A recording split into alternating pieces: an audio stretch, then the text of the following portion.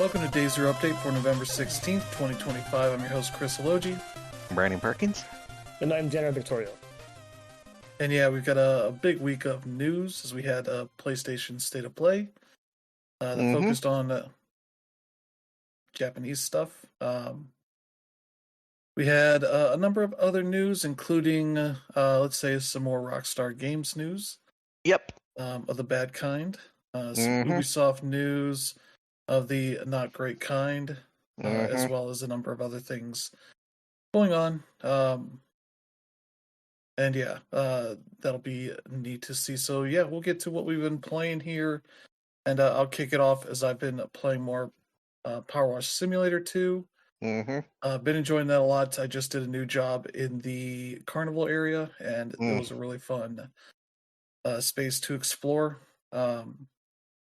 Way more fun than the actual real world counterpart of it would be, because this is a game and they can have a bunch of fancy stuff in it versus what you would find at most carnivals, which is like the bare minimum. But yeah, I've got that, and I just got the other highest tier washer as I'm working towards getting the I think the dual nozzle thing, the dual turbo nozzle attachment for it. I do have the one that has the tri-tip nozzle, which is great. Helps out a lot. And yeah, you kind of get it a little bit sooner than you might have in the first game. But yeah, been enjoying using that, and got a handful more jobs to go from what I recall, so hopefully should have it done by the next weekend. We'll see. I also got Luminous Arise, since that is out this week. Been playing some of that, and that is a really cool package. It's very much what if you did for the Tetris. If you take that Tetris Effect style package and do it for Lumines, and you kind of get the basic gist here. Very much you got your luminous skins, but instead of being contained in the playfield, it is all around on the screen. I think here they have more aggressive like visual stuff going on in Tetris Effect did, especially things that have the screen like zooming in and out and kind of tilting the screen and all that kind of stuff. There are options for turning that off. So some of it kind of is a little jarring when you're trying to focus on the play field, and it's making it a little bit harder to focus on the action, that kind of stuff. But they do have a bunch of unlockable stuff here. You kind of earn these points, and you essentially just spend on like a random like random feed thing that'll just pop out a random item for your play card or whatever banner, all that stuff, for the multiplayer stuff. And yeah, the multiplayer seems to have some leaderboard chasing stuff as well as some direct multiplayer stuff in there. Nothing really too complicated from what I've seen so far. And like the other Luminous games has challenges, a lot of which are set up as like tutorial stuff for teaching you some of the basics and some of the more advanced stuff. But then they also have a section for the more challenging stuff. It has some neat ideas in there, especially things like there is one where you're trying to get 200 squares matched, and in the process of how long it takes you, it'll make the amount of like whatever the squares you're putting down bigger. It goes from like a basic 2x2 square to like 2x3 to like 3x3, up to like 4x3 or 4x4 stuff, much bigger, which almost got into like a very weird space. Like, oh, this is just very ridiculous. What's going on? don't have to give a shit about where you're putting it because you're gonna fill up a bunch of the board for you. And that kind of stuff. And they got some of the nice little twists there. Mm. And yeah, if you beat the campaign, you get the survival mode, which is just playing through all the skins and seeing how far you can get. They do change the campaign's look from Tetris Effect, which kind of had that wormy kind of look to it, where it's just this big, uh, uh, you know, curvy line that had Mm-hmm. your various stages. Here, it's just like here's 7 sets of uh, skins, kind of thing that you're kind Mm-hmm. of uh, playing through, a few at a time, and it'll tell you, leaderboard score type stuff for how well you did there. Mm-hmm. Um, but yeah, you're kind of working your way through that so that you can just play the survival mode or some of the other stuff. There's a playlist mode, so if you want to play certain skins, you can do it there. Mm. Um, and yeah, it's got a lot. It's got a lot of stuff to it. It's really well done, really fun, and yeah, definitely worth checking out if you like your Luminas. Maybe the one issue I saw is I kind of wish you could, like Tetris Effect, you had the ability to kind of frame the screen how you want. Bring the playfield kind of to a more full screen look, where you could leave it zoomed out. Mm-hmm. Here it just seems to stay at one uh, set framing. There Mm-hmm. seems to be no real way to alter that. Mm. There's all options for just turning off the random zoom and tilting stuff and all that, as far as I could see, but maybe that'll get added at some point. But for now, that's a very good puzzle game. Really liking jumping in for a little bit here and there, to enjoy it. And yeah, that's been fun. The other game I've been playing is Ball Pit. I've Mm-hmm. been playing a bunch of that. I've got like 15 hours in it now, as I'm unlocking new stages and all that. And it's kind of just throwing out a bunch of weird little things to it, as you're kind of filling out your little town area.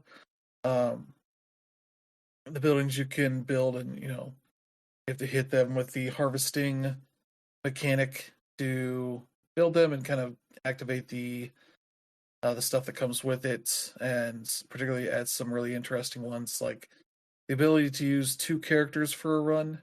You kind of combine their abilities together in a way that's really interesting and kind of makes the game a bit easier depending on how you're combining them together.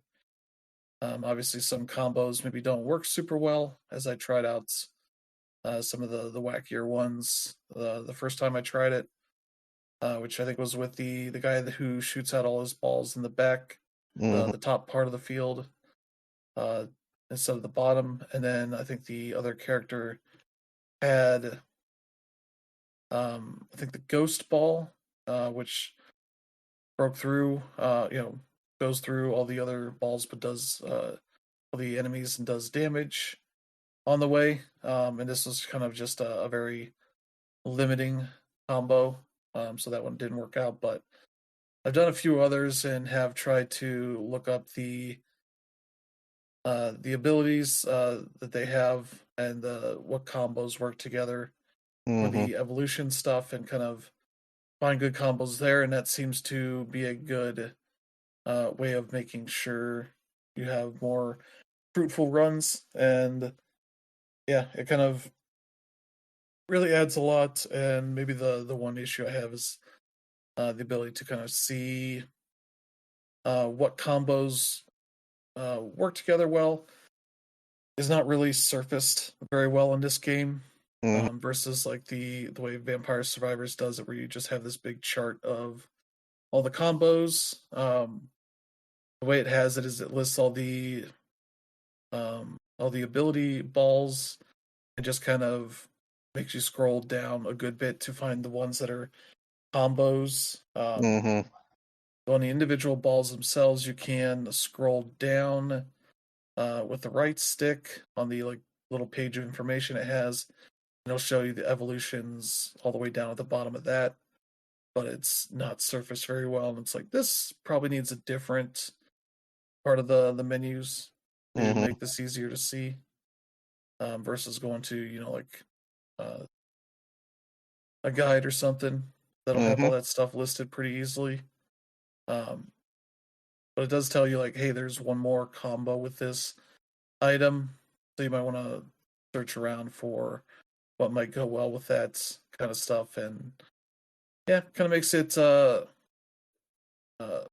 nice way to kind of play around with these different combos and such. So I usually try to get the two characters that will combo together pretty well, and that has worked out for what I'm doing here. So yeah, not really too much else to add there, but that is a game I definitely recommend people checking out if you want a very weird game in its core concepts, but once you kind of get going and start getting successful runs, it kind of gets easier from there because you're getting buildings that will boost stats and you're kind of making these characters more powerful, no matter which ones you pick. And it kind of uh, changes from a game where you're just trying to get successful runs to you're trying to fill out your encyclopedia and build out the town, have all the the buildings and such Mm-hmm. done, and kind of just trying to do everything in the game, um, which is easier said than done. But at a certain point, you feel like you got a good amount of momentum to it that feels nice. So yeah, that's what I've been playing. So how about you, Brandon? Well, as for me, I am also still playing Power Wash Simulator 2. I'm currently still working on the roller disco. That's like it in this particular game. It's like the first one where it's like the where the entire job is like all interior. So you're basically cleaning the interior of this discotheque. And to be completely fair, as far as like both this game and the previous goes, these types of jobs are my least favorite because there's so much time wasted on having to clean like the ceiling and everything, and it's just it can be a pain in the ass. But I'm just about finished with it, so I can move on to the next job, which I'm pretty sure is cleaning like this farm tractor. But it's still fun. It's still enjoyable. It's just these are my least favorite kind of jobs, and I kind of have to struggle through them. And the other game I've been playing is Dispatch, which is a frankly very enjoyable sort of telltale like adventure game where you are playing a legacy superhero who has lost his robot suit that he uses to fight crime, and so he's basically he when he he more or less has to retire temporarily from being a hero until he can get the funds to repair the thing. And in fact, he pretty much states is like, yeah, I pretty much like blew through my inheritance and a bunch of other like life savings and stuff trying to keep this thing maintained, and I've basically been keeping it together with duct tape and prayers for the last few years. And basically, he ends up getting meeting up with this other superhero named the Blonde Blazer, who essentially recommends him to join up with her company, which is called the SDN, the Superhero Dispatch Network, which is like a subscription service where you work as you dispatch various heroes to various subscribers to whatever their needs are. And it can be anything from like helping a cat out of a tree to straight up fighting a giant kaiju somewhere in the middle of the city, because that happens sometimes. The only problem is that the ones he ends up getting is the Z team, which is literally the lowest ranking members in the group. Specifically, they're also members of what's called the Phoenix program, which is where a bunch of former, small-time supervillains try to essentially redeem themselves. But again, he has the lowest ranking group, and so he's basically having to deal with all these frankly, some of them very obnoxious and just plain don't respect them. And like the game, a lot of the game is very much like what you would see with a Telltale game, where you're choosing like what thing to say during conversation or what action you're going to take. And there are like the odd quick time events. But a lot of the actual, like the bulk of the gameplay is during the dispatch segments, where you are in front of your computer in the office and you are picking up calls and then dispatching members of your team to do whatever needs to be done. And they can be anywhere from like, sending one person to where you can send up to four. Um, and all of the individuals that you have in your team, all of them obviously have like their own strengths and weaknesses, but at the same time, when it comes to like jobs where you have to like send out more than one people, they will often have various status effects that they will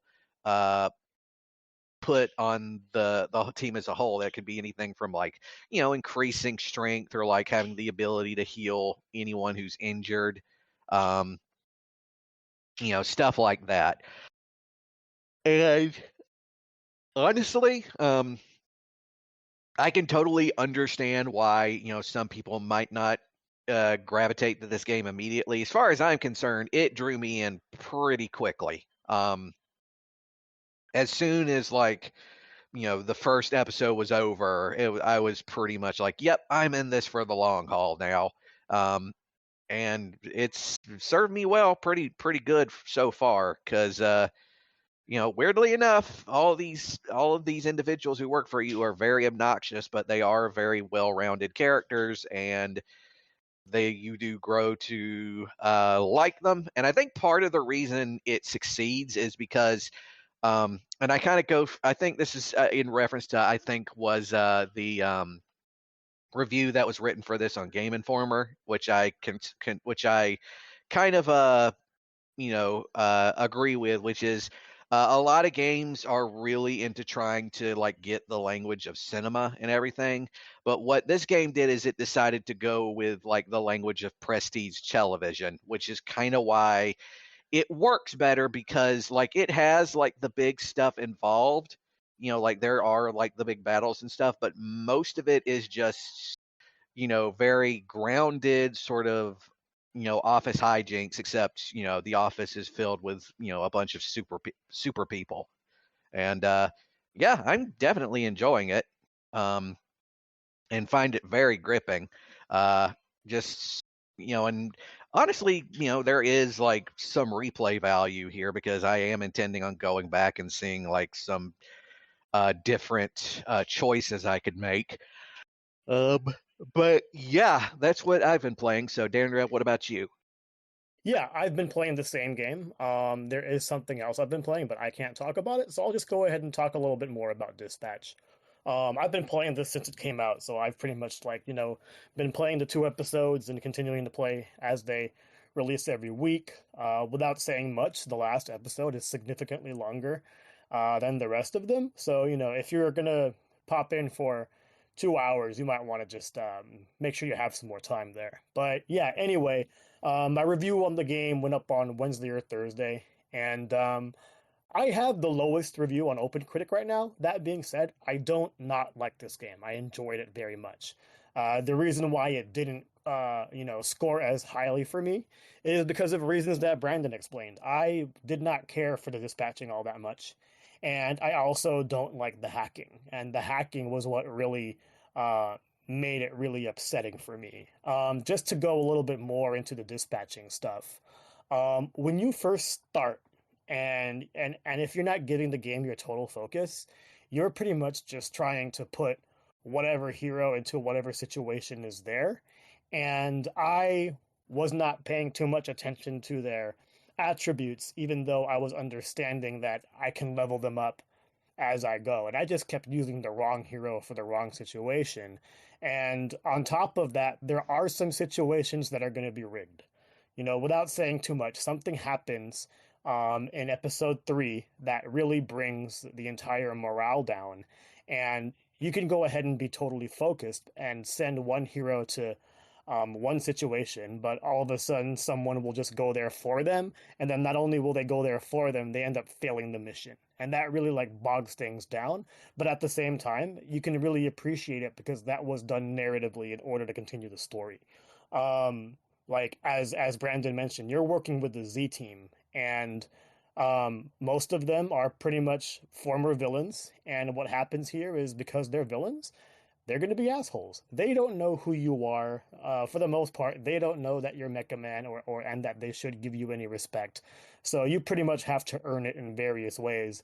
And sometimes you do have to like send people on certain missions that they don't want to go on.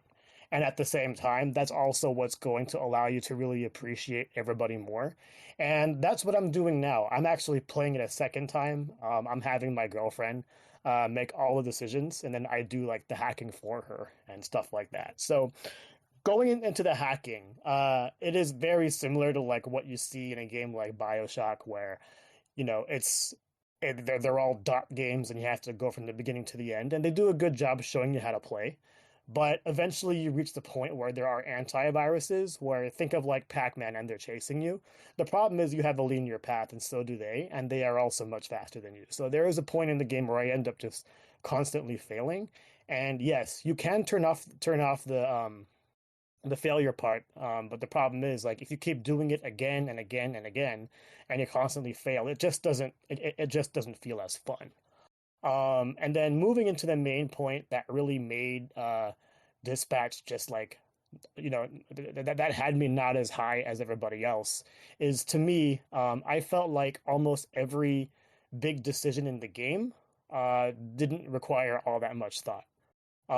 There's like one big decision that ends up affecting your romance. There's one big decision that ends up affecting the team in general, and so on and so forth. And I pretty much always knew what I was gonna do, and there really hasn't been much of a want or need for me to actually see what happens. And that being said, like I'm used to decisions in things like Walking Dead, where I have to decide who dies, or in Life is Strange, where I have to decide whether this person's feelings matter to an extent. And the same thing happens in Dispatch, but it just didn't feel as important. I don't know if it's because like I've pretty much know what to expect from the superhero aspect of it all, but that's really the main thing that bogged it down. But anyway, going from last week to this week, I do think the game and the story in general stuck the landing. I am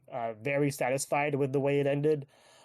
There's something happens at the end of episode 6 that really grips you as you go into 7 and 8, and yeah, they just do a really good job leading up to the ultimate decision at the very end. And yeah, at the end of the day, even though I have my issues with like the decisions and some of the gameplay aspects, I do think this is one of Telltale, or not Telltale, but this is one of the best stories you see in this genre. And that's really impressive in its own right because, there is a such thing as superhero fatigue. The episodic nature of games is something that's been really, really tired, but Ad Hoc really succeeded because they really made sure that everything came out on time, and that is an accomplishment in its own right because both the old Telltale and um, Don't Nod really like failed in that regard. So it's an example of a game that's really learned about all the problems from it, or learned from all the problems in its genre, and really made it great to an extent where nothing feels like a waste of time. And that's the one thing that I really appreciate the most. These also are not walking simulators. Nope. Walking Dead and Why Life is Strange had walking. There's no walking here at all. You may or may not like the QTEs as you watch the entire story unfold, but you can also turn those off, and there is no trophy tied to those. So that's the main thing. But if you do want to 100% the game, you do have to go ahead and play the game again, making decisions you didn't make before. But luckily, like every previous game to it, you can actually choose specific scenes, so you don't have to go too far back. But yeah, I really like the game. Again, I gave it a 3.5 out of 5, a 7, as some people will call it, and a 7 is good. Okay, so let's keep that in mind. And yeah, that's all I got. All right. All right, so yeah, let's get to some news. Mm-hmm. First up here, we've got new additions for PlayStation Plus. for extra and premium tiers. And the first up here, this is spoiling a little bit of another story here, but they've got Red Dead Redemption for the PS5 and PS4. As they're finally doing a remaster of this game for the new consoles. That includes both Red Dead Redemption and Undead Nightmare. That'll be available here on. Let's see. I guess on Tuesday. I guess you're getting the PS4 version now. Then PS5 will be on December 2nd when the rest of that stuff comes. So there's that. If you want to check that out. Yeah. People are still waiting on Red Dead Redemption 2 to get an upgrade for PS5 and Xbox Series X and S, which I don't know. It seems like it should have happened, but especially now that they're delaying GTA 6. But yeah, speaking of that, they're also putting GTA 5 on PS Plus for PS5 and PS4, so you can check that out while you continue to wait another year for Grand Theft Auto 6. So there you go. For PS5, Pacific Drive, which is a very fun first-person driving survival game, roguelike kind of thing. Here, as you are taking care of your car, it's like a big station wagon kind of car, repairing its panels and wheels and all that kind of stuff to explore the dangerous part of this Pacific Northwest area, with a lot of spooky stuff and weird anomalies happening. Oh yeah.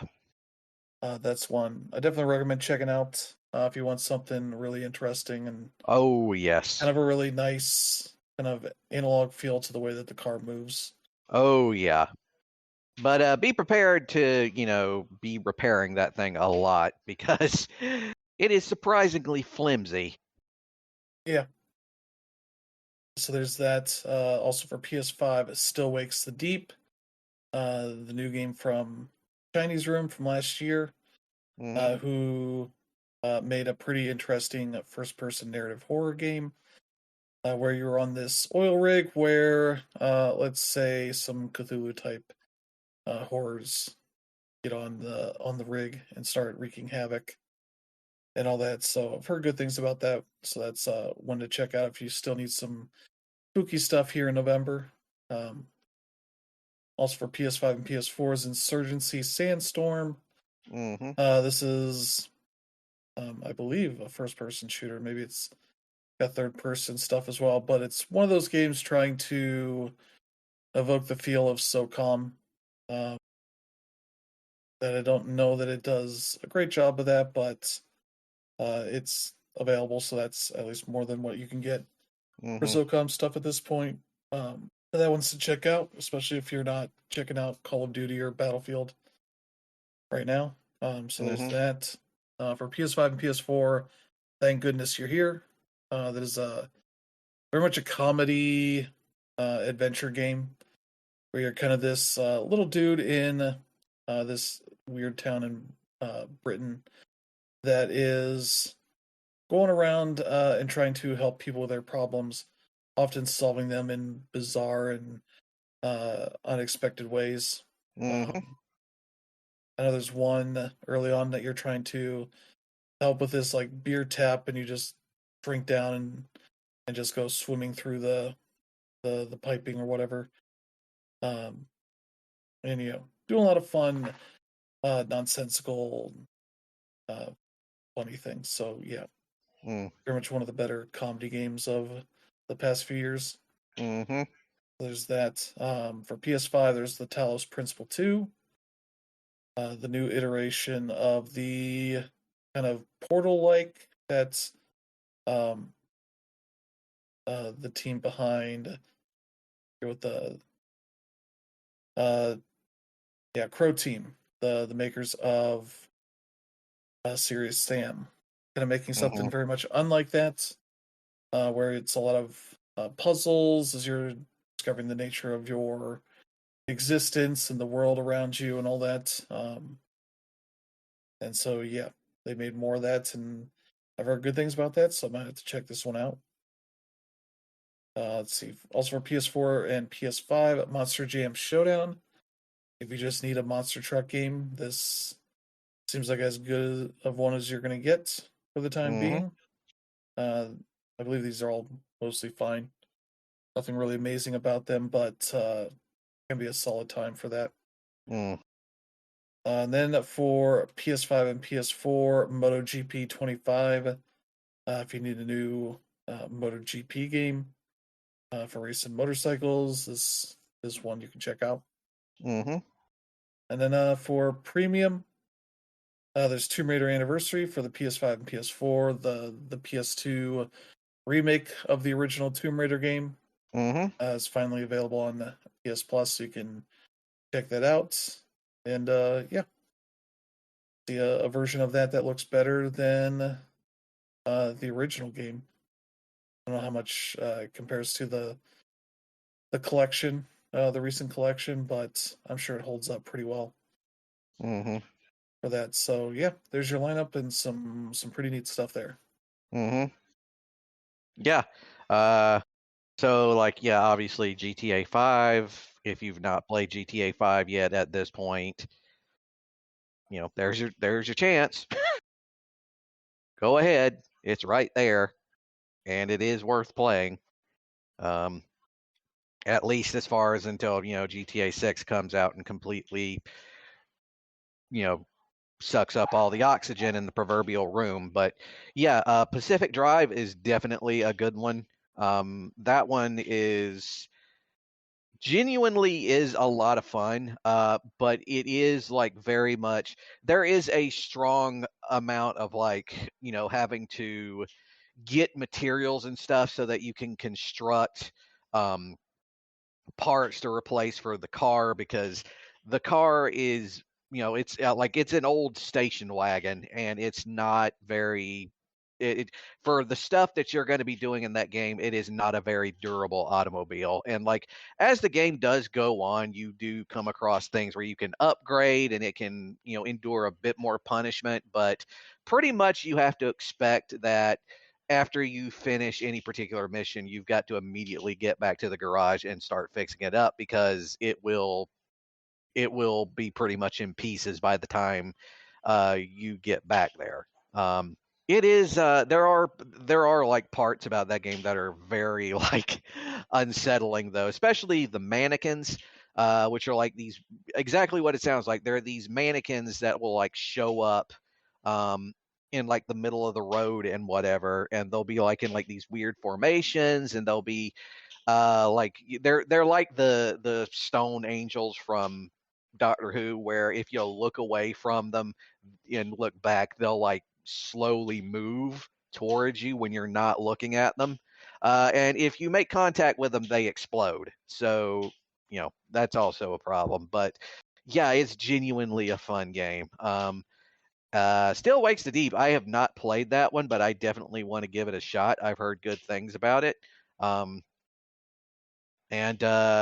yeah, they got a fairly solid lineup this time.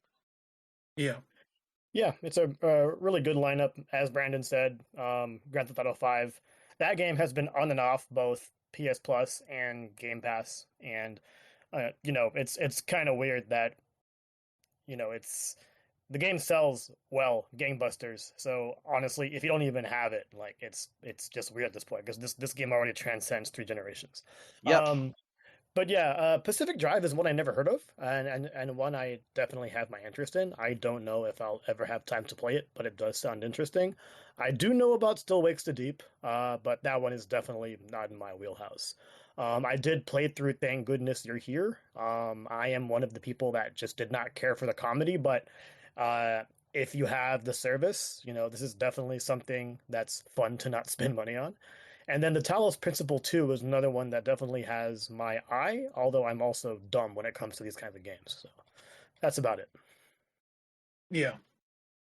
So yeah, let's get to the next bit of news. And as I mentioned, Rockstar is doing a new upgrade for Red Dead Redemption. So if you own the Hmm. game on PS4, the Switch, or I guess the backwards compatible Xbox 360 release on the Xbox Series X and S, you can get an upgrade, the new version for free. Mm-hmm. And yeah, as I said, the PS5 and PS4 versions will be on PS Plus Game Catalog, with the PS4 version available now. PS5 when it launches on December 2nd. So yeah, and there are also mobile versions, iOS and Android versions that'll be on the Netflix app. So if you want to access those there, you can check it out through the Netflix for that. So yeah, people will be able to check it out and get at least a little bit of a nicer version of that on their newer consoles. Yeah. Awesome. Yeah. And that is like, it's still, that game does still hold up. So absolutely worth playing. Is this like a full-on remaster, or is it just like made better resolution and stuff? The PS4, Xbox, or the PS4 and Switch versions were the remasters. It's just Got free it. upgrades for the new consoles. Okay. It'll be able to do 4K, 60, and all that stuff. Yeah, HDR, mouse controls on the Switch too, and all that. So, yeah, that's neat. Oh And yeah. now people are just waiting for the sequel to get an upgrade at some point. But yeah, let's see here. We got a date for Pokemon Pokopia, which is March 5th. Yeah, not really too much of a surprise that that's early next year. This also seems to be a game key card release, so people that care about that will have to figure out something else to do if they wanted to check it out. So yeah, that'll be a $70 game, which definitely seems a lot for the kind of game that this seems to be, but maybe they'll have enough content in it. I don't know. But yeah, that'll be a challenging product to get to sell very much at that price and all that. So yeah, there you go. Yeah. Let's see. We also have some news that Trails in the Sky's second chapter will be out by September 2026. As they've said here in their fiscal year reporting, basically it'll be out by that point. Which yeah, they've already got the engine and all that good to go. Adapting the second chapter for that release seems like it shouldn't be that hard. Yeah, it shouldn't be that hard. The main thing is that that game is almost double the first game as far as length goes. So there will definitely be some things to be wary of in regards to travel. Because when I played the PSP version, that's actually done on 2 UMDs, I believe. So it'll be interesting seeing how they put it all together. Granted, I've never played the Steam versions that actually merged them well. So yeah, but yeah, that's also the best game in the series. So that's good news. Yeah.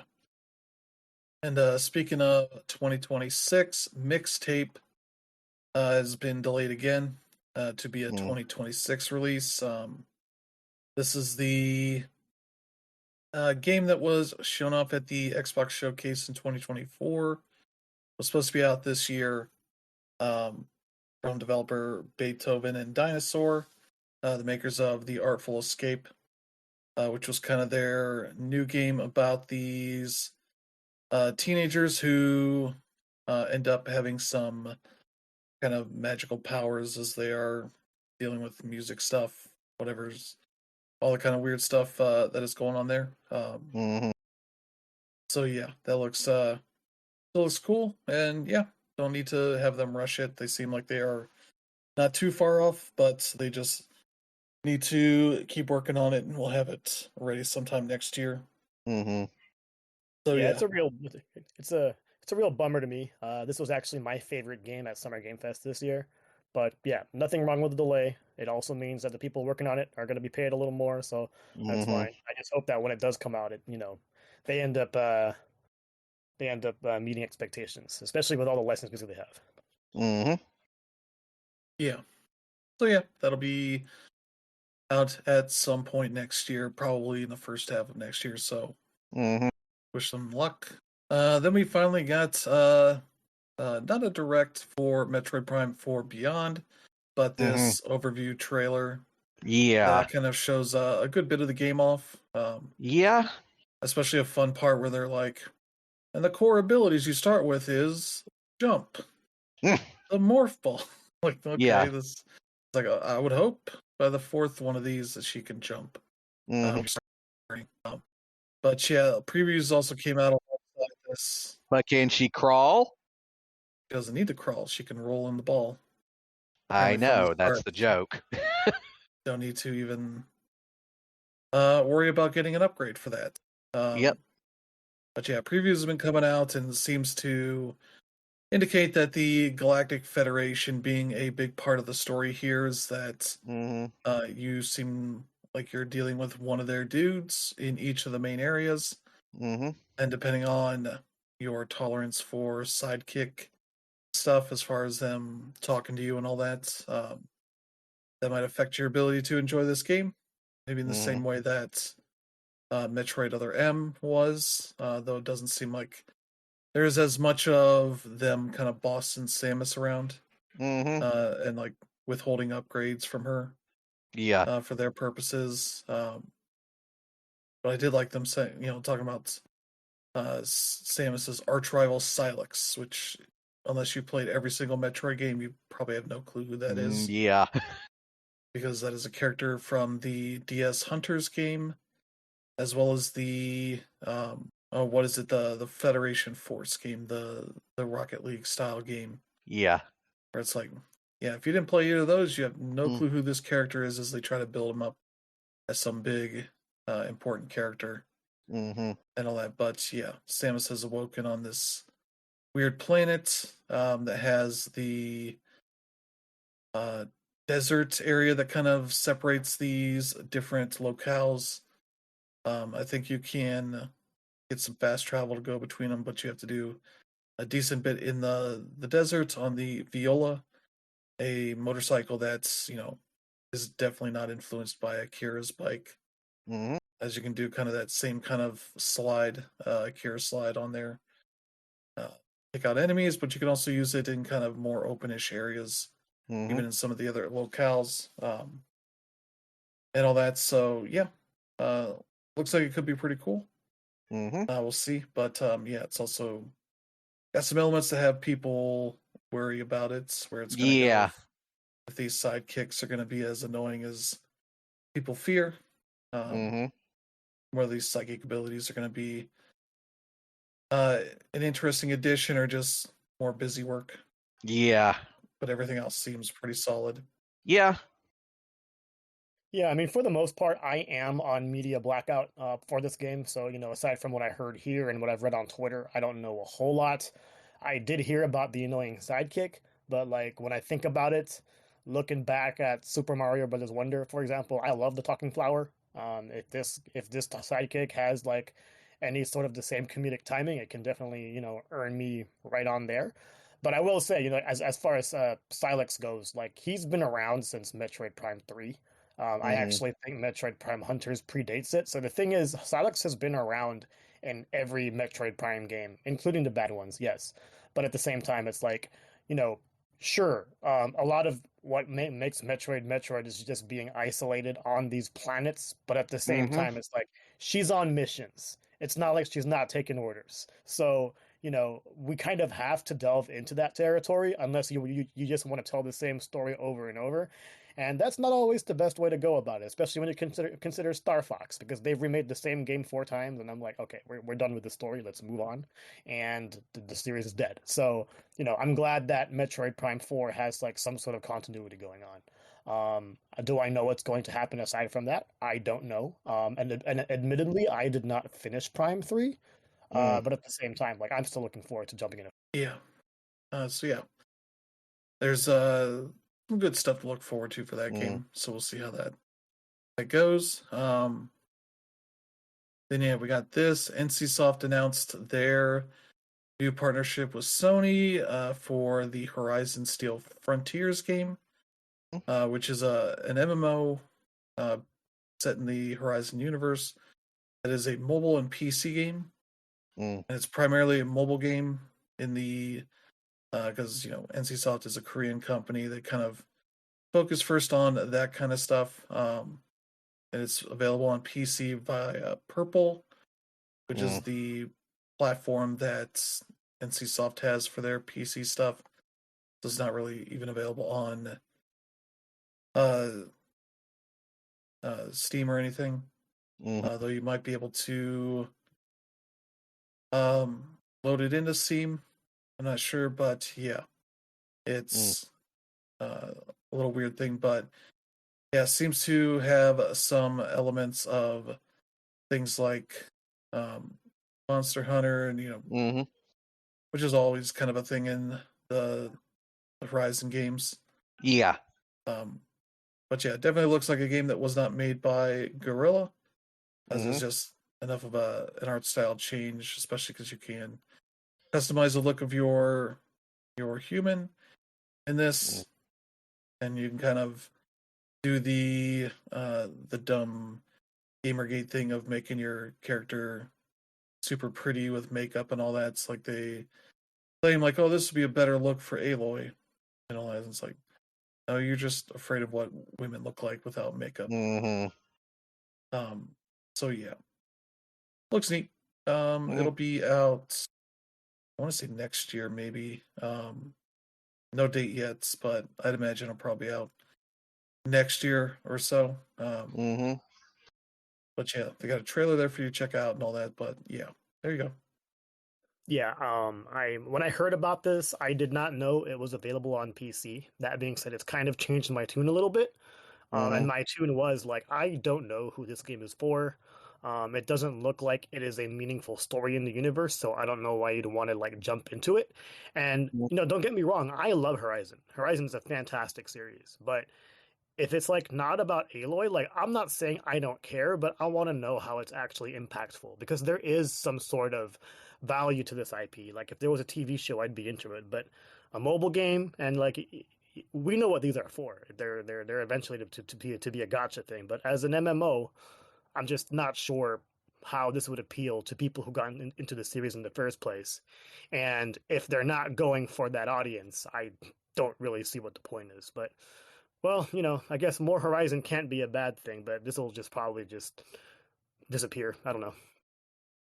Yeah.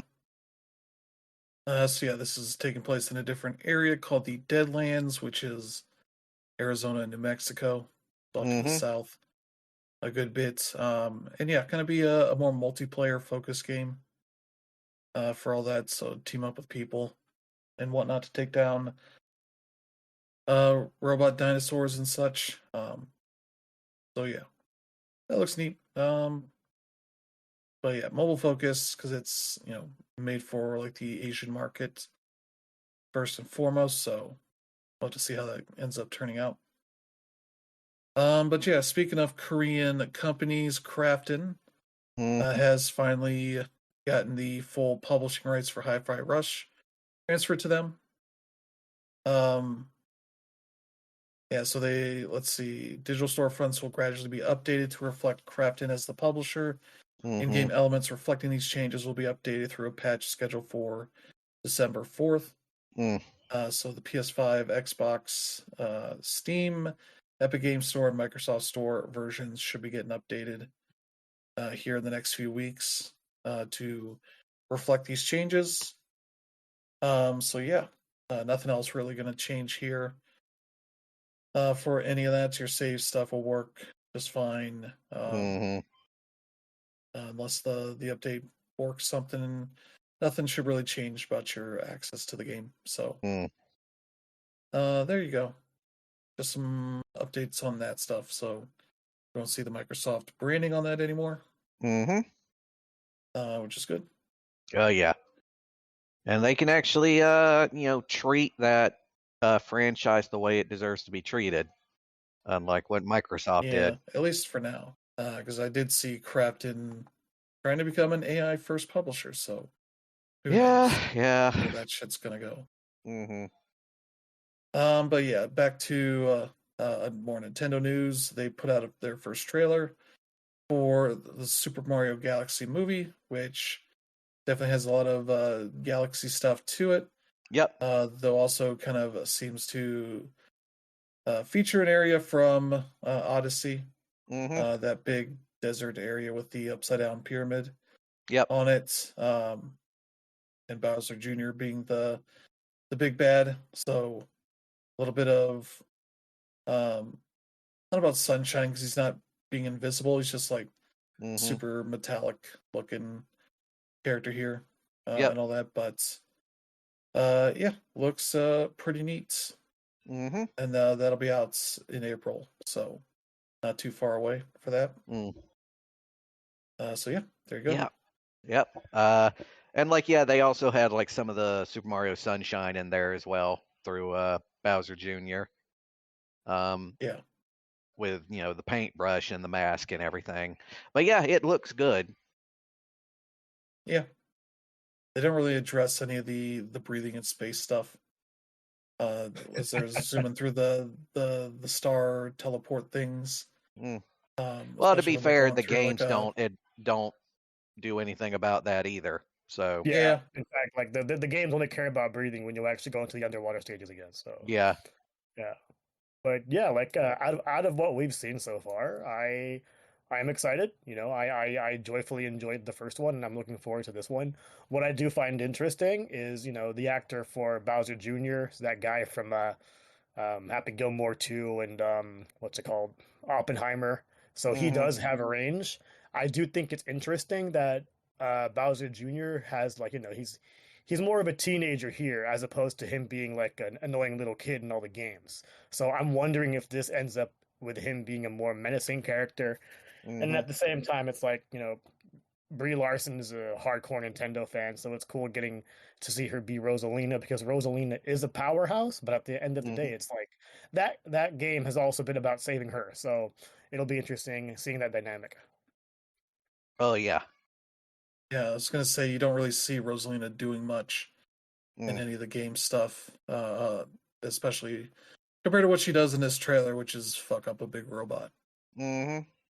Like, no, she just reads stories Yeah. and like stands around. So that's good to see. We did get some really big news as Valve announced their next set of hardware. The inventive titles of the Steam Machine, the Steam Controller, and the Steam Frame. Mm. The Steam Machine is their new sort of uh, easier to access PC machines that Hmm. they describe here as having 6 times the horsepower of the Steam Deck. It is like a little 6-inch cube here with a number of ports on it. Apparently, you can replace the faceplate on the front of it. It's like a lot of faceplates on PC desktops that can Hmm. pop off. And yeah, it runs on SteamOS, much like the Steam Deck, which I hope they put a lot more work into it because you can kind of tolerate the random bugs and such on the Steam Deck to a degree, but having that on your TV, that stuff will be tolerated much less. Hmm. Especially if they don't get the Steam storefront improved, because it's right now I would say probably the worst storefront on any of these Hmm. consoles or handhelds. Um, because if you've used it on a Steam Deck, it is really not well suited for Hmm. D-pad, analog stick, button controls. You can't access certain parts of the Steam storefront.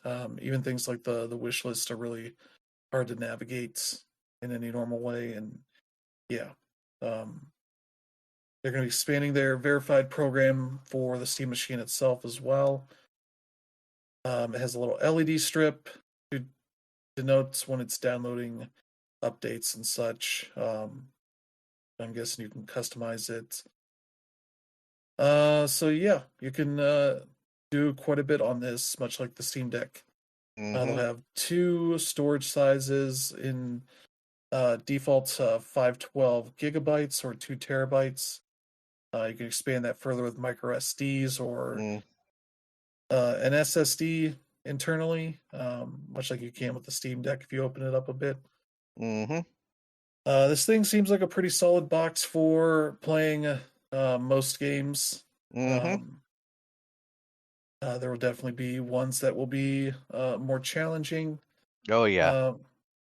to run on there. You know, your battlefields and all that, Mm-hmm. especially if it's on Linux and Steam OS. That'll probably have some issues with any of the games that require um, the sort of Windows focused cheat Mm-hmm. software. Um, your Destinies, your Fortnites, your um, Battlefields, and all that. So we'll see how Mm-hmm. that goes. But yeah, it looks interesting. They don't have any prices on this stuff yet. They're going to announce that probably sometime before you can pre-order it next year. They're all planned for early 2026. The Steam Mm-hmm. controller is essentially what if we took all the inputs from the Steam Deck and put it on a controller, Mm-hmm. which means it looks pretty weird because it's got kind of a PlayStation DualShock style setup with the sticks in the middle of it, with the touch pads right below the sticks, Mm-hmm. and an extra button there. I believe on the back side it has extra buttons that can be remapped, much like on the Steam Deck. With all that, they apparently have haptic feedback on this controller, so it'll be like the DualSense and the Joy Cons for Mm-hmm. some games.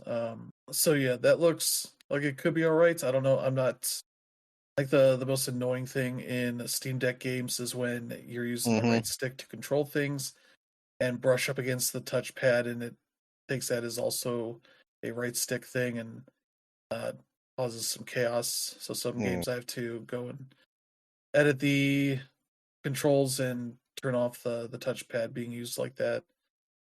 This seems very similar of a potential issue because the touchpads are right below the each of the sticks. So if you're pushing them down, uh, you may end up rubbing against that stuff to do other things with it. Mm-hmm. So yeah, there's that. Also, no price. They're claiming a decent battery life on this thing. We'll see. Mm-hmm. You can also sync, PS5 and Xbox and Switch controllers to it, much like you can on Steam currently and the Steam Deck. And the Steam Frame is their VR system. They call it a streaming first wireless VR headset with controllers that can handle your whole Steam library. Mm. It supports standalone play too. Yeah, which seems like it should be all right. It has Mm-hmm. wireless adapter and dual radios. Mm. One for audio and visual stuff, the other one for Wi-Fi stuff, so that you're not competing for bandwidth, Mm-hmm. which seems smart. And yeah, the everything else seems pretty standard stuff for that. So yeah, it looks neat. So if you want to do your Steam VR stuff, that seems like this will also work with Android games. Mm-hmm. I would agree. Um, not exactly sure what that particularly means for all that, but yeah, they are making a big deal of that. But yeah, looks neat. Again, no prices on any of this, so we'll find out probably closer to when they're putting the stuff up for pre-order. Mm-hmm. But yeah, could be neat for their additional offerings. So Mm. we'll see how that goes. Yeah, my use case is going to be tied to price point. Like to be honest, whenever I play Steam games, it's not even for me. It's for our own content. And Mm. I just try to like not play on PCs whenever possible, and when I do, it's on my Steam Deck. And for the most part, I have enjoyed games on my Steam Deck. It's just not when it's optimized for it where we have problems. And if this can like solve that issue, great. But at the same time, it's like if it's at a price point that doesn't make sense to me, then I'll wait. And the reality of the situation is, aside from the Steam Deck itself, um, Steam hasn't had like the best luck when it comes to any of their hardware. So it's Mm-hmm. definitely a wait and see approach for me. Yeah. Also, people are basically losing their damn minds over the fact that, Valve is putting out, a new peripheral, so that means Half-Life 3 must be around the corner, which is what happens with basically every new thing that they put out. So Yeah. that's not surprising. Yeah. I would look forward to, if the Steam controller doesn't take off, to buy it when it's on sale for $5 as Mm-hmm. they're clearancing it out like I did the previous one, Mm-hmm. which I mainly use at this point for my trucking games, because Mm. it's not great to play for most things, because it just has these two big discs on it that you move your thumbs across, that do not replace analog sticks Mm. or any sort of camera control or anything. So yeah, that's kind of the thing there. But yeah, we'll hopefully have some more information on that when they're probably getting Mm-hmm. close to being pre-orderable. I assume, much like the Steam Deck, they'll mainly be only pre-orderable in the Steam store itself. Mm-hmm. So yeah, we'll have to find out. So whenever that is, probably in a few months. Mm. But yeah, let's get to our last few bits of industry news. The IWGB Union, the Independent Workers Union of Great Britain, has filed claims filed formal legal claims against Rockstar Games over its union busting accusations. Mm-hmm. As Rockstar last week claimed the workers were fired for leaking confidential information and that the dismissals were not related to union activities. They've had protests outside the offices of Rockstar North and Take-Two Interactive in London and Edinburgh. Now, the claimant Rockstar has declined to meet with the union. They believe these dismissals amount to victimization and collective dismissal linked to trade union activity. We're representing employees who were dismissed by Rockstar Games in circumstances that we believe amount to victimization and collective dismissal linked to trade union activity by representation and attempts to meet with Rockstar to resolve the matter through negotiations. Mm-hmm. Rockstar have declined and persisted to terminate members of the union in a member that is unacceptable and unlawful. Accordingly, we have now issued formal legal claims against Rockstar on behalf of the claimants. Our members allege that Mm. Rockstar's conduct constitutes trade union victimization and blacklisting.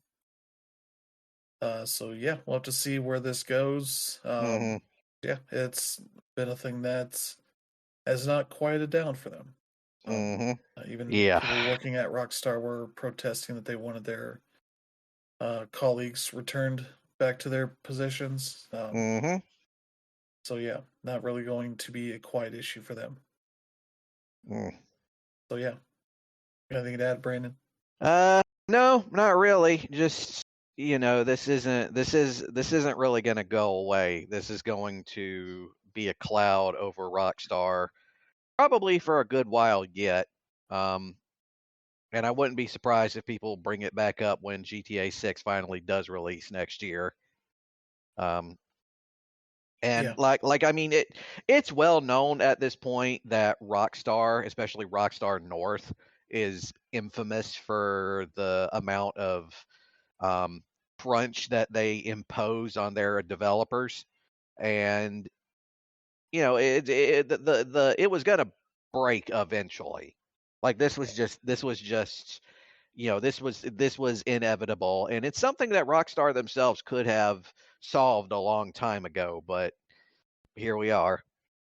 yeah. So yeah, we'll have to see what further developments happen in this case. Mm-hmm.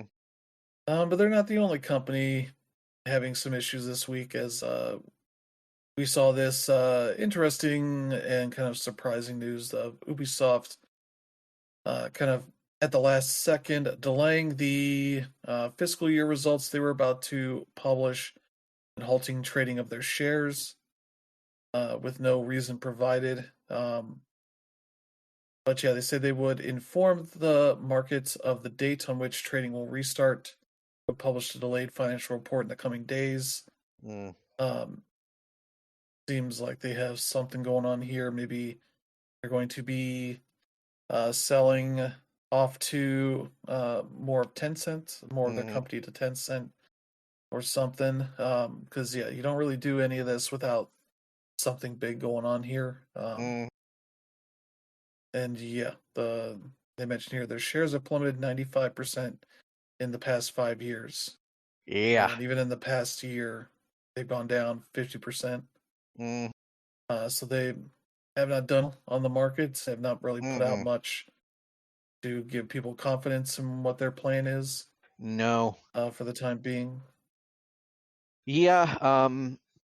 Like Ubisoft really has kind of become like the byword for companies that, you know, like well, let me rephrase that. Ubisoft has sort of become the example for all of the sins of a AAA game publisher, with, you know, the excessive DLC and the, you know, the loot boxes and the pay to win shit, and just, and, you know, also the fact that a lot of their franchises just became like a cookie cutter thing of each other.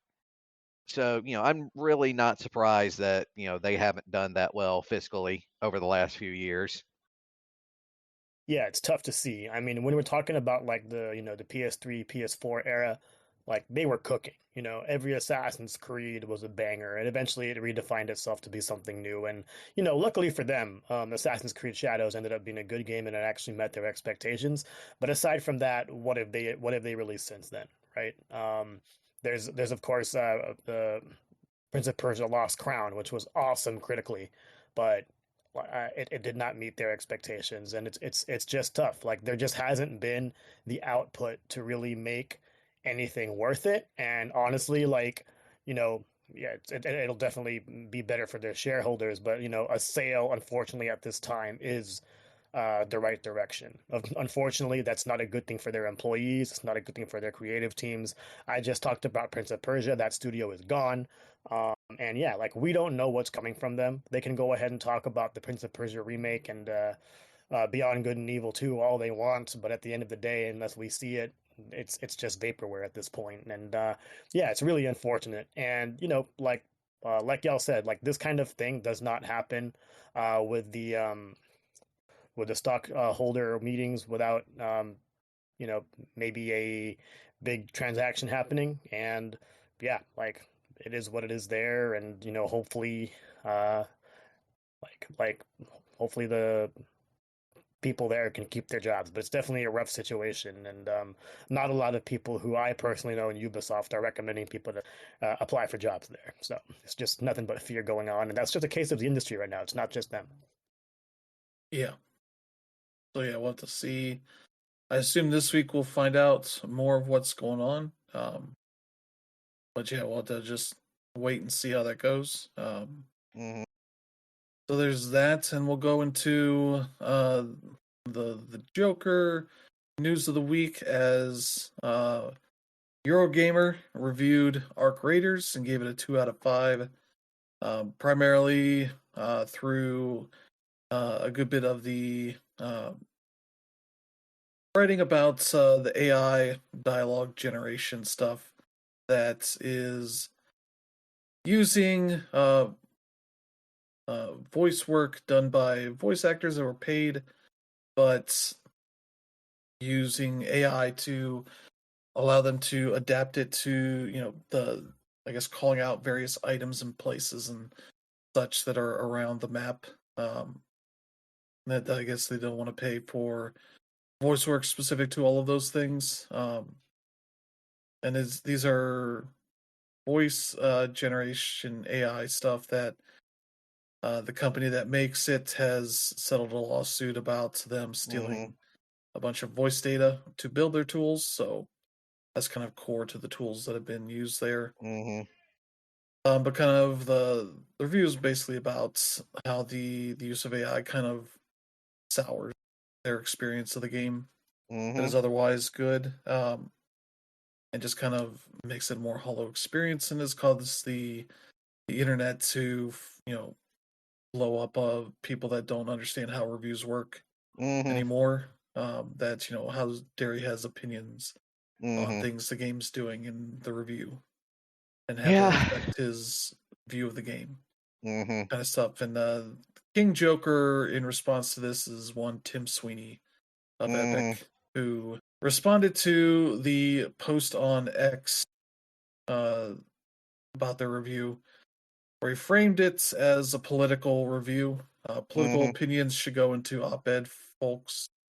And it's like, that's what a review is. Yeah. You're an idiot. Mm-hmm. At the very core of what he's saying here. And yeah, it kind of just keeps going on. He was asked by somebody if dislike of AI should be considered political. He says yes. This technology increases human productivity in some areas by integer multiples, and views on whether this is a net good and should be rewarded or bad and should be fought against are speculative and generally distributed along political lines, which is like that. I don't think you even set a point here. You're just saying gibberish, um, and trying to push stats that don't really exist on this Mm-hmm. stuff yet. Because the things I've seen have been like it's negligible at best Mm-hmm. for improving productivity stuff, but also there's plenty of people that are against AI across the political spectrum. Mm. It's not a Democrat Republican thing or anything. But he also adds here, since the author states the pessimistic case, I'll put the optimistic one here. Game developers compete to build the best games in order to attract gamers. Tech increases productivity. Competition leads to building better games rather than employing fewer people. Mm-hmm. It's like, I guess, but it's also like, again, the notion that AI is improving productivity on this stuff is not well documented here. So he's just running off of a false premise here. Mm-hmm. Here he, let's see, on the topic of AI voice generation, says here, I think there's an even bigger opportunity for in-game voice and voice actors. Instead of games having a few dozen or 100 lines of pre-recorded dialogue, how about infinite, context-sensitive, personality-reflecting dialogue based on and tuned by human voice actors? Mm-hmm. And it's like, nobody wants NPCs in their games talking forever Mm. about nothing. Right. Like, you want them to give you the interesting information that you need, and then to either stop talking or just repeat it so you don't have an opportunity of missing stuff. Mm-hmm. And he's like, oh, I've thought about this since the 90s and all this. I'm Mm-hmm. writing more dynamically composed text adventure games in the 80s. Right. Yeah. And it's like, sure, but also those games give you the information you need.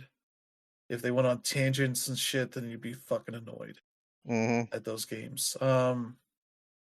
So yeah, kind of this review is kind of the biggest thing in the writing side of the games industry for the past week or so. Mm-hmm. Um, and has caused a lot of people to reveal if they're AI defenders or whatever. And it's like this game is doing sort of like the finals, which is the dev's previous game, which is using AI generated voice stuff. Um, which that was one of the things that people were annoyed about with the finals because it was the announcer stuff in the multiplayer game. Here it's more either like robotic NPC voices who don't add anything to the game from what I've Mm-hmm. read about, or just this ping stuff, which is at least a more useful thing, but also it's ping thing. You don't need voices tied to that really. Um, and the notion of like it being specific to the items or places you're pointing at, and it's like, I guess, but it could also just point a cursor on the screen Mm-hmm. and be like, hey, we're going over here, kind of thing. So yeah, this is a game that's done very well in spite of the AI stuff, but also has a vocal pushback of people that want it to not become a default thing used by developers. Which then you get Call of Duty coming out this past week. It just has the sloppiest AI art generation bullshit. for like the banners and such you could unlock. I Yeah. specifically use that stupid Studio Ghibli filter Yeah. that everybody hates. Yeah. But the devs use it, and you can look closer, notice like extra fingers and all that shit in there. Mm-hmm. And you're like, oh, great job, guys. Couldn't have artists design all this stuff for people. I just generate it and be like, oh, we just did it on the whim. Mm. All that. So yeah. Yeah, I mean, like I have never played Arc Raiders, but I'm not going to be blind and say nobody cares because obviously, like this is one of the most popular games in the medium right now, and for good reasons. A lot of people say it plays well, but yeah, as far as AI goes, especially with dialogue, again, like this game has no single player campaign. The dialogue should not matter. The only dialogue that should matter is the ones that you're saying to your teammates or opponents, whatever it may be. So Mm. yeah, just turn that off. And then as far as the political undertones, like yeah, you're right. Reviews are op-ed, so I don't know what the hell he's complaining about here. And the other thing is that games media does not have the same power it used to have in the first place. A lot Mm-hmm. of us are gone, whether it be because they aren't paid enough or aren't paid at all or just don't like the way that they've been treated, or when it comes to the growth of podcasts and influencers, like yeah, we don't have the same voice we once had, but at the same time, like it does matter. At the end of the day, it's like reviews are still going to be marketing, and when the reviews are bad, yeah, they're going to try to like avoid them as soon as possible. But Arc Raiders reviews are good. Yeah, Eurogamer is just one outlet out of many. So Mm-hmm. honestly, like to me, this should mostly be a non-story. But because it's AI, like we're here because we're here, and I don't support it in any way. And then as far as the political undertones go, it's like at the end of the day, when it comes to reviews anyway, I would rather just keep it about the game and whether the game is good or bad. But at the same time, I am all about imploring writers to go ahead and find their own voice and communicate about it how they will, because it's all unique. And at the end of the day, the best writers are gonna have their opinions said in better ways. So Mm-hmm. yeah. Yeah. And it's like there's places for plenty of viewpoints in reviews. If there were more opportunities to review games multiple times, I would definitely recommend, having people that are familiar with the genre, the franchise you're covering, people that are new to it, because there's all sorts of viewpoints that could be covered, but because you generally get one review, you Mm-hmm. just put somebody on that's capable of handling what's what the game is, or whatever they're covering, kind of thing. And Mm-hmm. yeah, there's all plenty of room for critique into story, um, the tech being used, all that kind of stuff, and how that affects the product as a whole, which is Mm. a huge part of games at this point. As we delve into a lot of these tools that are sometimes flimsy at best and may or may not actually improve without updates or whatever. We've seen Nintendo updating their games because they ran like shit on the Switch 1, so they run Mm-hmm. better on the Switch 2.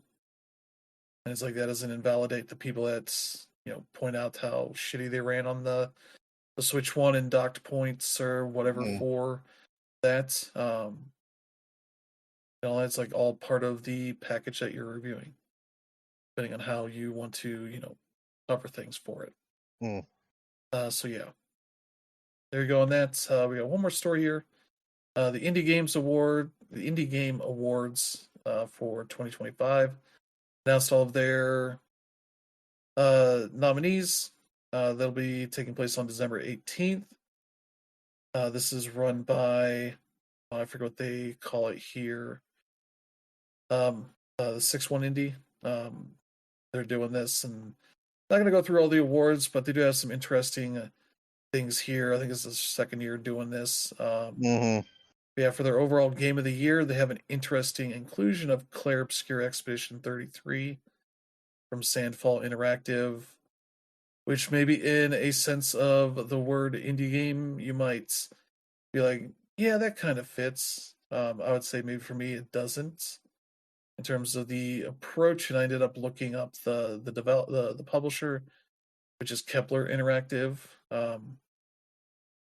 who is, let me see here.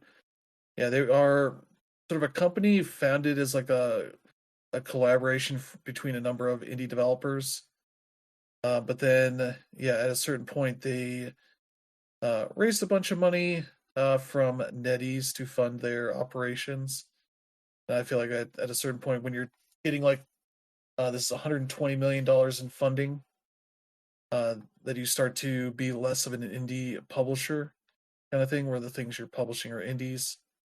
Um, so there's been debate about that kind of thing, and they've also posted about all the discussions they've had for it and all that. And so yeah, there's certainly still more to go. People can feel about that, but it ends up making it onto this list. But it's also a stacked list of games with like Hades 2, Hollow Knight Silk Song, Consume Me's on here, Citizen Sleeper 2, Blueprints, Absalom, Keep Driving, Pipistrello and the Cursed Yo-Yo, and let's see what else is on here. And Roger. So yeah, and they got there's a women-led indie game award. With some really interesting games on there. Visual design, Southeast Asian Indie Game Award. With a bunch of interesting stuff. And there's South African Indie Game Award, Solo Development Award, which this list changed because they had Anton Blast on here from Summit Sphere who contacted them to be like, we're not actually a solo developer kind of thing. So they had their game changed out for a game called Tall Trails from a different developer. So there's that, narrative music, Latin American Indie Award. I do like that they have a bunch of indie awards devoted to different regions. As well as Black Voices in Gaming Award, ANZ Indie Gaming Award, which I believe is Australia and New Zealand. So yeah, kind of highlighting games from different regions that you often don't get in these kind of award shows. So yeah, that looks neat. And yeah, if you need games to check out, if you weren't sure what came out this year, that is interesting. There's a lot of them here to check out, and a lot of really good games. So yeah, there you go for that. But yeah, let's get to the PlayStation State of Play. Japan was what they called it. Yep. Which had a bunch of news on here. A lot of just dates and such.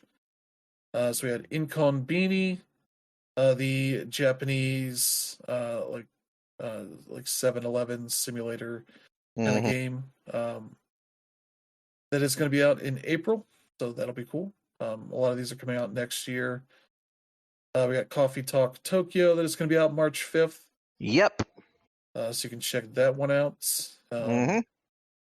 Broken Lore Unfollow is out January 16th. This is like a horror series that has been going. They announced their next game, Ascend, is going to be coming out in the summer. Let's see. Fatal Frame 2 Crimson Butterfly Remake will be out March 12th. Dynasty Warriors Origins DLC Visions of Four Heroes will be out January 22nd. Gran Turismo 7 will have the Power Pack DLC coming out December 4th, alongside the Spec 3 updates they are planning as well. And this is a paid expansion that will be adding a bunch of stuff to it. 50 new races across 6 distinctive themes, including 24-hour endurance events. You can do full race season with the need to practice and qualify for the races. And you can face off against the new version of Gran Turismo Sophie AI 3.0. And as well as this includes some credits so that you can buy new vehicles, I guess, and such for the new stuff that's in this game. So yeah, that looks cool. Especially bringing back some of the types of races that people have liked in the previous games, the endurance stuff that people have been wanting in this game. Yeah. So that's cool. Let's see. Motion Wreck is a neat looking indie game that's coming out this spring. It's like a recording puzzle action game where you're recording your movements to replay as you're going around these stages. So that looks really neat. Mhm. Let's see, we got Wandering Sword, which is, I believe, a Chinese RPG in the vein of, Mhm. your classic Japanese RPGs. Yeah, I think it's been on Steam for a while, but it's finally coming to PS5 May 28th, and will be coming to Switch and Switch 2 Mhm. later next year. Um, that looks neat. Let's see, it's been on Steam for about 2 years now. Mhm. Let's see, we got No Sleep for Kaname, Date from AI, The Somnium Files, which was a Switch launch exclusive, is finally coming to PlayStation, Xbox Yep. on February 26th. Mm. We can check that out there. Tokyo Extreme Racers, the return for that is coming to PS5 February 26th. Because that's been, I think, on Steam and maybe Xbox exclusive. I forget. Mm. Might just be Steam exclusive for a bit. So yeah, there's that. Let's see. Yeah, there's DLC for all the Bandai Namco stuff. Once Upon a Katamari is getting some new DLC at some point. Pac-Man World 2 Repack is getting its Sonic the Hedgehog DLC is out now. You can check that out. Digimon Storytime Strangers first DLC is coming out this winter.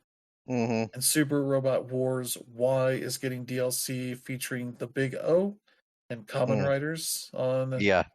November 21st. So they're adding more mechs to that, including the Big O, which is one of those anime that kind of has disappeared a bit. Mhm. So I don't know if there's an available version of that um, available on anything at the moment. It was Mm. big on like Adult Swim, but I think it's maybe sunken into licensing hell Mhm. at some point. But maybe Bandai Namco is doing something with that now. I don't Mhm. know, but yeah, there you go on that. Let's see, Monster Hunter Wilds 4 or Monster Wilds Title 4 updates is happening on the Mhm. 16th of December. We're adding a new monster and some new stuff there. Sonic Racing Cross Worlds getting some DLC on November 20th, Mhm. which includes, yeah, the SpongeBob stuff, SpongeBob SquarePants and Patrick Star's playable characters, Paddy Wagon Vehicle, Bikini Bottom Mm. Course, and some of that stuff. They're also, yeah, announced some of the free stuff they got coming. So adding Knights, the character, Mhm. and a vehicle for him on December. Yeah, in December. January is getting Super Monkey Ball with Eye as a playable character, Mhm. and a vehicle for that, and Tangle and Whisper from the Sonic the Hedgehog comic book Yep. from February will be available. Which I think is like the first time they've had one of the characters from the comics actually show up in a Sonic game since Sonic Spinball, and not Yeah, as just like a brief Easter egg. yeah. There's like, if you're gonna do that in a game, I guess this is the one to do it. Mm. So yeah, there you go for that. There's an interesting game called Nevergrave, The Witch and the Curse, Mm. which is coming to everything on March 5th. This is a roguelike action game. Mhm. We were playing as like a witch with I think like a floating sword that goes around and attacks people with it. Yeah, this is the first game I think that Pocket Pair is Mhm. publishing with their stuff. So yeah, that looks pretty interesting. Mm. Yeah, if you want your like more gothic looking environments, it also had a bit of like Hollow Knight look to the environments and all Mhm. that. I wouldn't be surprised if it was influenced by that. Um, Yeah. then we got a new BlazBlue Entropy Effect X, which is not a fighting game, but Nope. an action game. Mhm. I think it's been out on Steam for a couple years now. So they're finally bringing it to consoles. Mm. Yeah, PS5, Xbox, and Switch. February 12th, so not too far away for Mm. that. And that looks neat. Yeah, a lot of good 2D art and all this, and yeah, That's more, I Mm-hmm. guess, I assume to the lore of the BlazBlue universe. Mm. You need that. Otherwise, Yeah. just pretty looking action game. That game, Damon and Baby, they got announced a while ago. That is an Arc Mm-hmm. System Works game. Will be out early next year. Mm-hmm. On PlayStation, Switch, and Xbox, or no, Switch and PC. Mm. Uh, which is sort of one of those games that you are playing as like a demon kind of thing. Mm-hmm. Yeah, the Demon King Damon, who has a baby that hangs out with him, Mm-hmm. helps him do whatever. Mm. And so you're kind of going around and doing a bunch of stuff with that. You can also play Mm-hmm. with a second person if you want.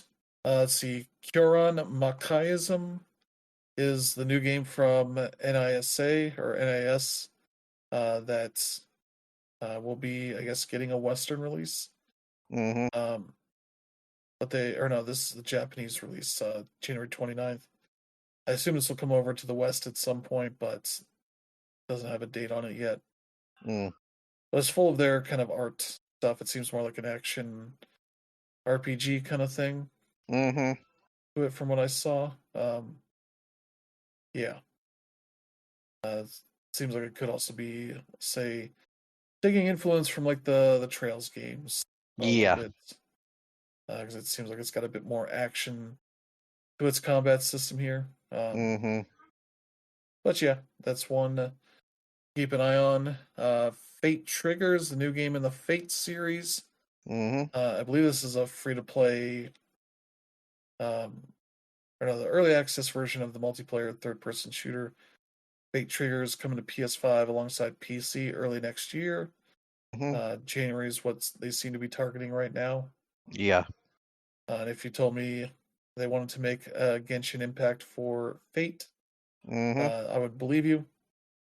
It features a lot of scantily clad anime women Yep. in this, with some robots, and I don't know that there's no males as far as I could see here. It's a Mm. robot with like a cat on its shoulder. Yeah. They had Octopath Traveler Zero on here to announce the demo was out now. Features about 3 hours of content that'll carry over to the main game. And you can check it out on everything, I think, at this point. Yeah, PlayStation, Xbox, Switch 2, and PC. So yeah, that's cool. They showed off a bit more of Marvel Tokan Fighting Souls, especially with the second closed beta test happening between December 5th and 7th. You'll be able to check it out some more then. And they're like, we'll add Spider-Man and I think Ghost Rider to that, as well as maybe another stage. Yeah, the X Mansion will be available for that test. So there's that. Then they finally announced the first DLC for Elden Ring Night Rain, The Forsaken Hollows. It's $15 DLC. So if you want some more content, that's I think you can get there. Mm. For a game that I think people enjoyed a lot, but also went by the wayside Mm. because people played all the content in it and moved on. Mm. Then Sony had some other news here at the end. They announced a 27-inch gaming monitor that they are going to release at some point. It has a neat little like attachment there that you can plug in your DualSense to charge it directly from the monitor that hangs out right below it. And yeah, there's pairs with their Pulse Elevate wireless speakers, those like desktop speaker looking things they announced, which makes sense with this coming alongside it. Supports 1440p resolution, HDR, up to 120 frames per second.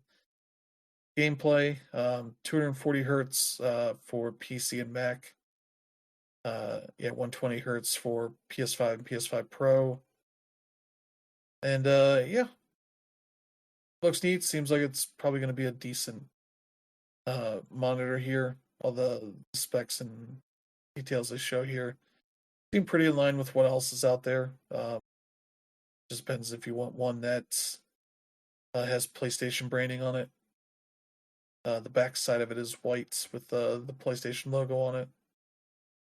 But that like charging thing for the DualSense controller like swivels up to hide it, so you can roll it back down and all that. So that's something that'll be available sometime next year in the U.S. and Japan. And then they also announced a new digital edition PS5 for the Japanese market that is 55,000 yen, which is about like $350.